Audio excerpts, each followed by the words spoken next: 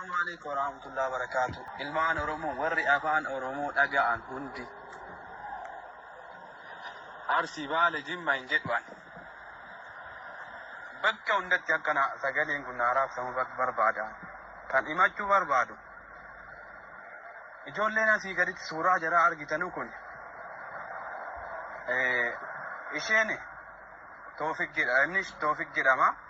إيشين سعادة جدا. مكا أبا جرام بيكو فرمون ما ولدت نفيدو. إمارات كيست. ولا من كلاسي غرغرا وي غلنا جولين كوني إقامة إن كبانو نكدة نبري كان ناغا سرت نواغلو نا لأني أبوليتي تجبري نوغل شوفي بس بكين فقاتا بري كانو نوفود يرينا كلاتا هنا تدبياني نكدة ني يعني سورمو دا جولة شيء ركتري بري كان إرغتاني أوكي دي إقامة كي فوتو كاسي كنيس achi booda ijoolleen kun mucayyoorraa birri hawaalaati kan jarri fudhatan viizaa si baamnaan kanarraa hafeen immoo biyya sii galchi dhadhaniiti kan jarrirraa fudhatan ani waan akkanaan beeku ani mucayyoo walitti dhufeenya hin qabu ani mucayyoo abbaa birrii galchitu kanaan wam tokko ija ishee gurratii hin beeku mucayyoo lakkoofsatii hin beeku jarati birisitiin atti fidanii ennaan baatee kenneef yaa kana booda mucayyoon birrii kun hawaalaan kun hin galleef biyya ingalchineef eeggatti dadhabdee mucayyoon kun birriina yaadanii namni akkasii jettee madaami isheetti himatte madaami ishee kun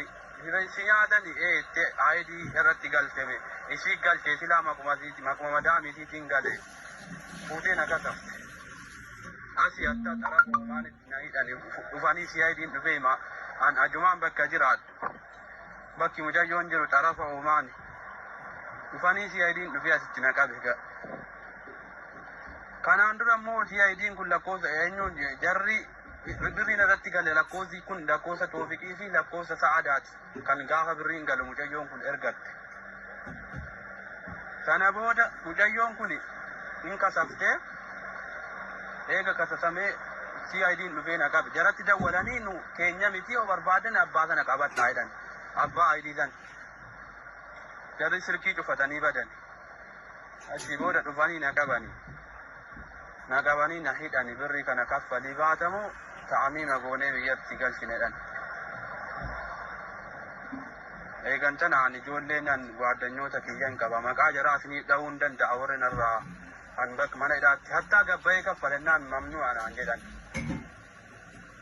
achii booda ijoolleen birrii kana narraa kaffalanii ganna baasan ijoollee kana eegantanaatti dawwalee karadhe na jalaas bilook na godhanii kaan immoo silkii siimii caccabsanii gatanii badan yaa jamaa maal jettu si waan akkasii an nyaatame bor namni biraa akka hin nyaatamne mucayyoo abbaa mana dhalabaati birriin sii deebi'eef mucayyoon abbaa mana dhalabaa kun lakkoofsa isinii sheer gochuu hin danda'a dhuftee ani san beeku ka beeku toofiqii suuraa akkasii beekattee poolis taawaan abbuma ID qabate innaa kanaa yaa jamaa maal jettu isin rakkina akkasiin naqabii mana hidhaatii fayyaan yettuma kana keessa jechaadha innaan alhamdulillah an baheera ijoolleen kun boris amma nam tokko shawwadu bore tokko ammoo tokkorraa harki yaalaan ummanni imaaraati shamarri keenya iqaamaa hin qaban iqaama namaatiin birrii walirratti ergataa oolu boris tokko akkasi nyaatama yaa ilmaan oromootiin maal jettuu namoota kana bakka jarri jiranutti akka barbaadamanii waan tokko naa gaafatan barbaada. Assalamu alaikum warahmatullahi wabarakatuh.